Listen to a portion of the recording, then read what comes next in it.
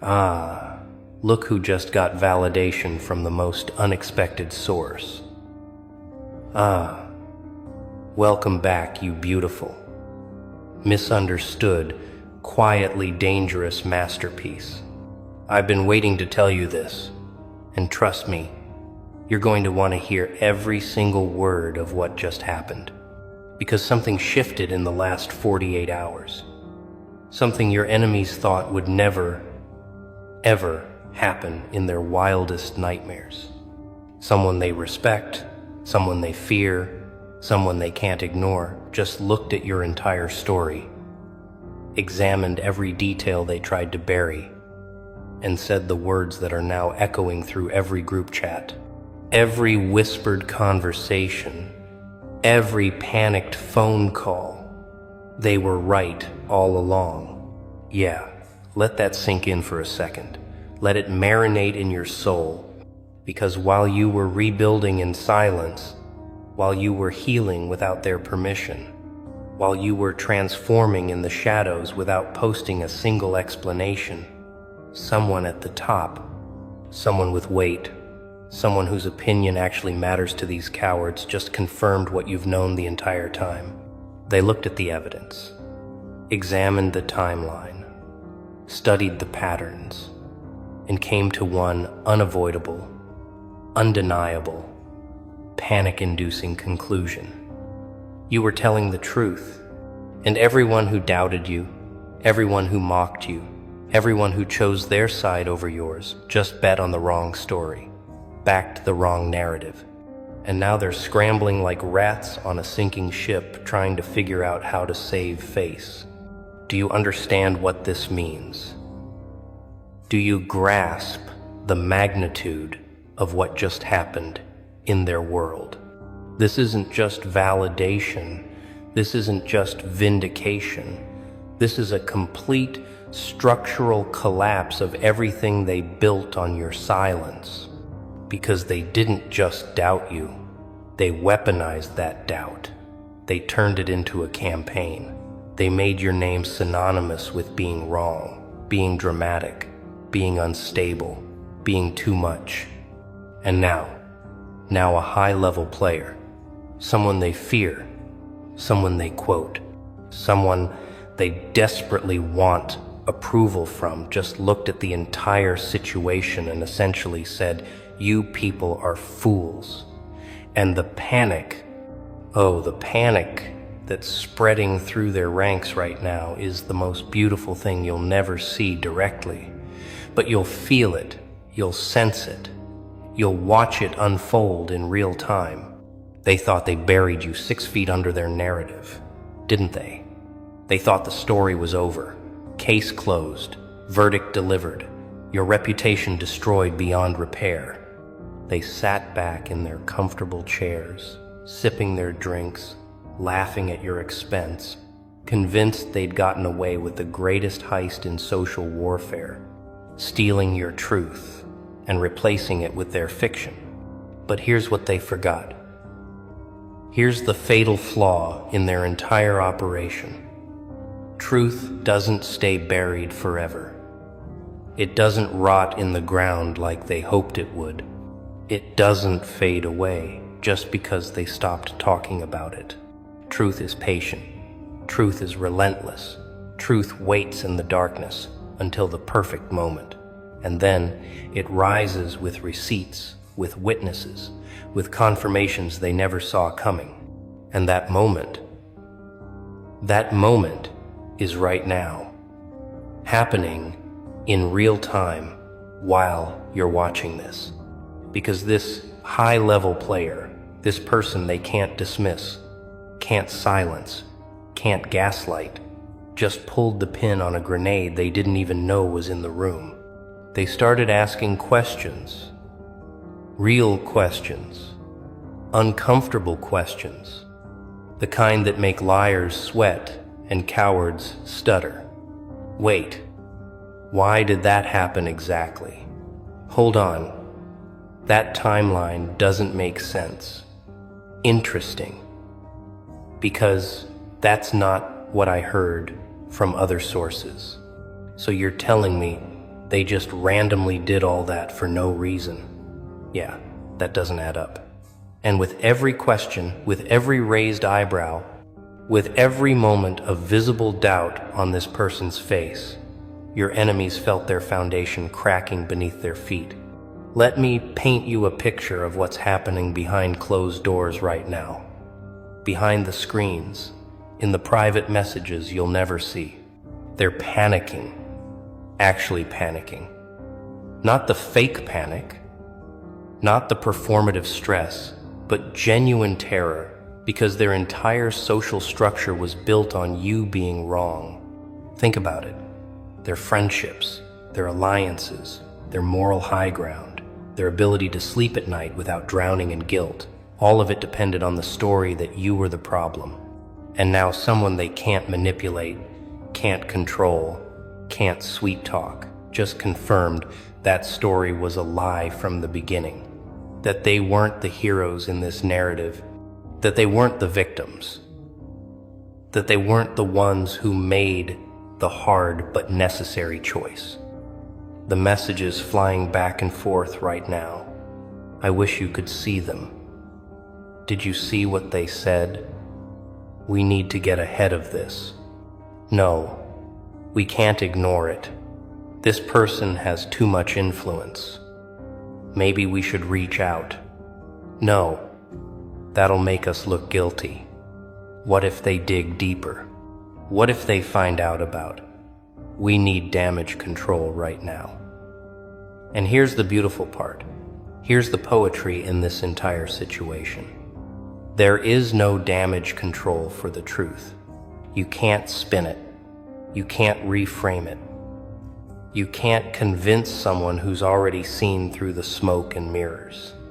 This high-level player didn't just question the narrative.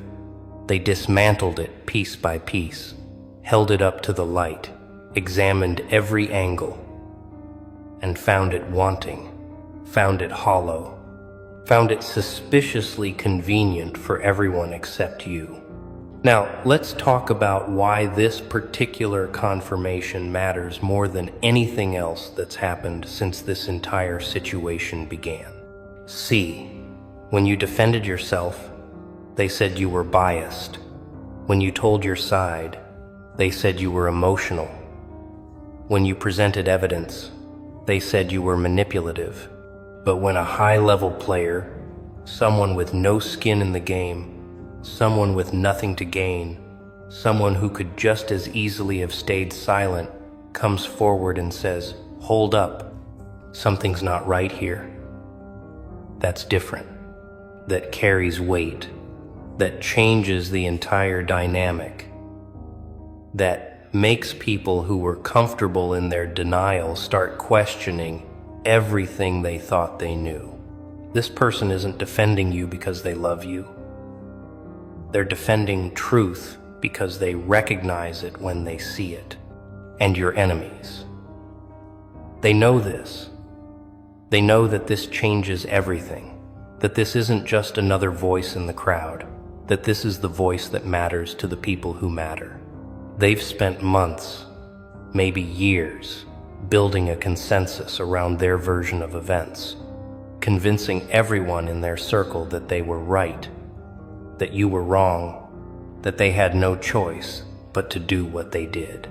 And in one conversation, in one moment of clarity, in one high-level player's refusal to accept their narrative at face value, that entire consensus shattered like glass hitting concrete. The emperor has no clothes. The story has no substance.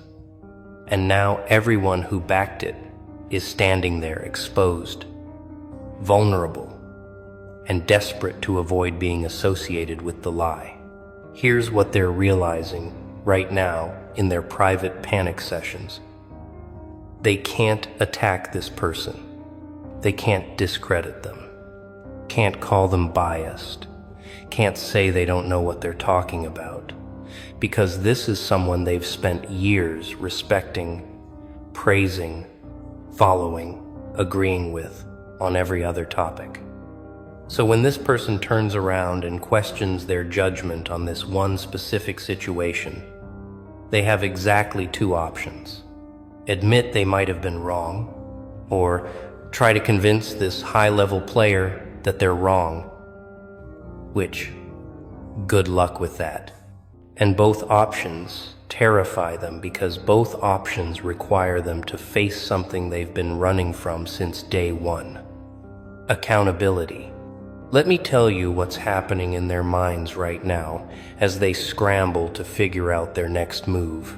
They're running through scenarios like a computer, processing every possible outcome, every potential consequence. If we double down and defend our position, we look defensive and guilty. If we stay silent, it looks like we're hiding something. If we reach out to this high-level player to explain our side, we might dig ourselves deeper.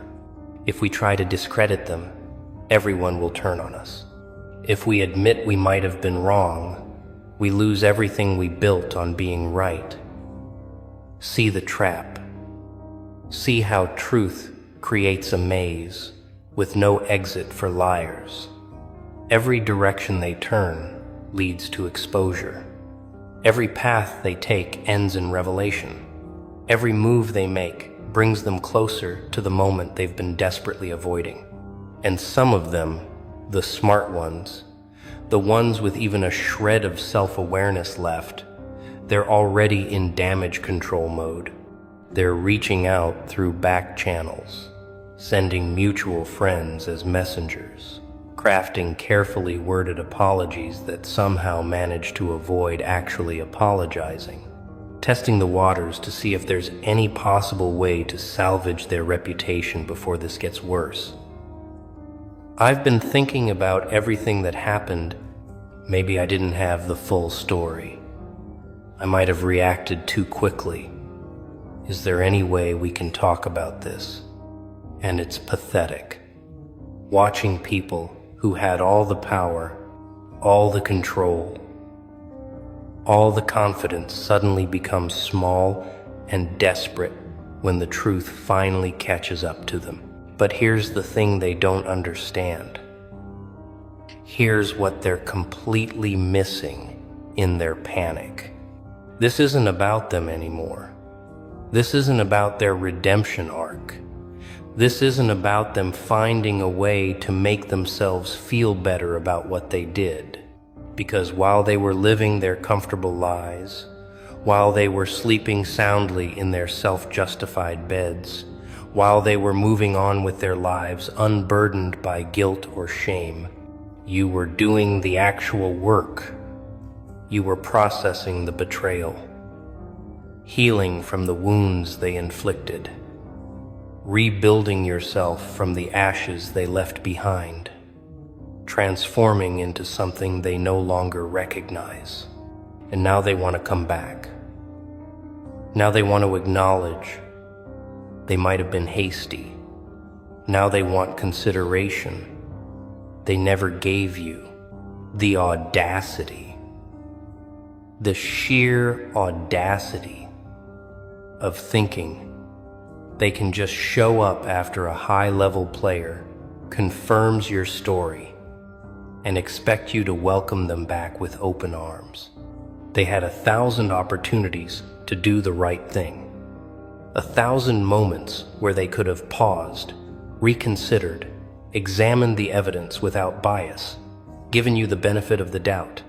But they didn't, because it was easier to believe the lie, easier to side with the majority, easier to sacrifice you than to risk their own social standing.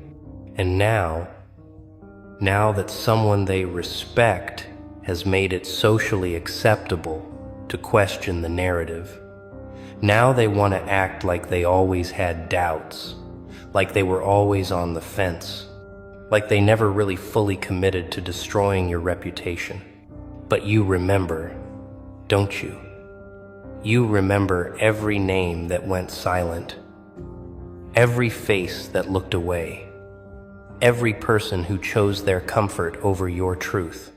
You remember the nights you spent replaying conversations, wondering if you were crazy, questioning your own memory, doubting your own perception because they were so confident, so united, so absolutely certain that you were wrong. And now this high-level player, someone who wasn't there, someone who has no emotional investment, someone who simply looked at the facts with clear eyes, just confirmed what you knew in your bones the entire time. You weren't crazy, you weren't dramatic, you weren't wrong. They were, and they knew it, and they chose to lie anyway. Here's where it gets even more interesting. Here's where the psychology of this situation becomes absolutely fascinating. This high-level player isn't just confirming your story. They're implicitly calling out everyone who denied it. Because when someone credible says, "This doesn't make sense," what they're really saying is, "Why did all of you accept this without question?" And that question, that simple question hanging in the air like a storm cloud, is now forcing everyone who took their side to examine their own judgment, their own critical thinking, their own willingness to participate in a coordinated campaign against someone who might have been telling the truth. And that examination, that moment of forced self-reflection, is uncomfortable, is painful, is something most of them will do anything to avoid. So they're doing what cowards always do when confronted with their own complicity in someone else's pain. They're making excuses. We didn't know the full story. We were just going off what we heard. They seemed so convincing. How were we supposed to know? We trusted the wrong people. And maybe some of that is true. Maybe some of them genuinely didn't know they were participating in a character assassination. But here's what they're not saying. Here's what they're carefully avoiding. They didn't try to know. They didn't ask questions. They didn't demand evidence. They didn't give you a chance to defend yourself before they chose their side. They made a choice, maybe a lazy choice, maybe an easier choice, but a choice nonetheless. And now they're learning that choices have consequences. This high-level player's confirmation isn't just validating you. It's creating a ripple effect through your entire former social circle. People who were comfortable in their judgments are now uncomfortable. People who were confident are now questioning. People who dismissed you are now wondering if they dismissed too quickly.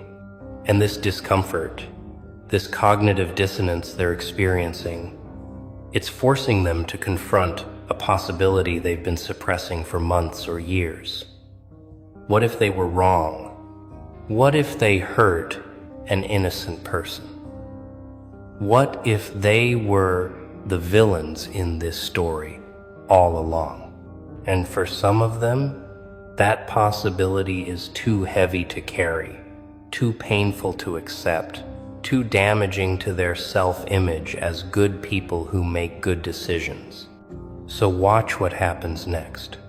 Watch the patterns unfold in exactly the way I'm about to describe. Some of them will double down, will insist even harder that they were right, will attack this high-level player's credibility, will create new narratives to explain away the inconsistencies. These are the ones too proud to admit error, too invested in being right, too fragile to handle the weight of their own cruelty. Others will go silent, will remove themselves from the conversation, will pretend they were never really that involved anyway, will quietly distance themselves from the people they once stood beside. These are the cowards, the ones who were only there because it was safe, because everyone else was there, because there was no social cost to joining the mob. But then there's a third group, and this is the group you need to watch most carefully. These are the ones who will try to rewrite history, who will claim they always had doubts, who will say they tried to defend you but were shut down, who will position themselves as secret allies who were just waiting for the right moment to speak up. And they'll come to you with apologies that sound sincere but feel hollow, with explanations that make logical sense but ring emotionally false, with requests for forgiveness that are really requests for their own absolution. And you need to understand something crucial about this group. They're not sorry they hurt you. They're sorry they got caught being wrong. Because if this high-level player had never spoken up, if the truth had stayed buried, if their narrative had remained unchallenged, these people would still be sleeping soundly at night. They wouldn't lose a single moment of sleep over what they did to you. Wouldn't question their choices. Wouldn't examine their role in your pain. But now that someone they respect has made it uncomfortable to maintain the lie, now that there's a social cost to being on the wrong side, suddenly they have concerns. Suddenly they have regrets. Suddenly they remember details that might cast doubt on the story they've been telling. Convenient, isn't it? How conscience awakens when reputation is at stake. So here's my advice. Here's what you need to understand as this situation continues to unfold. Not everyone who comes back deserves to come back. Not every apology needs to be accepted. Not every relationship needs to be restored just because someone finally admitted they might have been wrong. You don't owe forgiveness to people who only found their conscience after someone else made it safe. You don't owe reconciliation to people who only questioned the narrative after a high-level player did it first. You don't owe anything to anyone who wasn't willing to stand beside you when it cost them something. Your healing, your peace, your boundaries, they're not negotiable just because the social winds have shifted in your favor. And let me tell you what's really happening beneath the surface of all this panic, all this scrambling, all this sudden reconsideration. They're not afraid of being wrong. They're afraid of being exposed as the kind of people who would destroy someone without evidence. They're not afraid of hurting you. They already did that and slept fine. They're afraid of everyone knowing they're capable of such casual cruelty. They're not afraid of the truth. They're afraid of what the truth reveals about their character, their judgment, their willingness to participate in mob justice, as long as they're on the winning side. This high-level player didn't just confirm your story. They held up a mirror to everyone who denied it. And most of them hate what they're seeing in that reflection.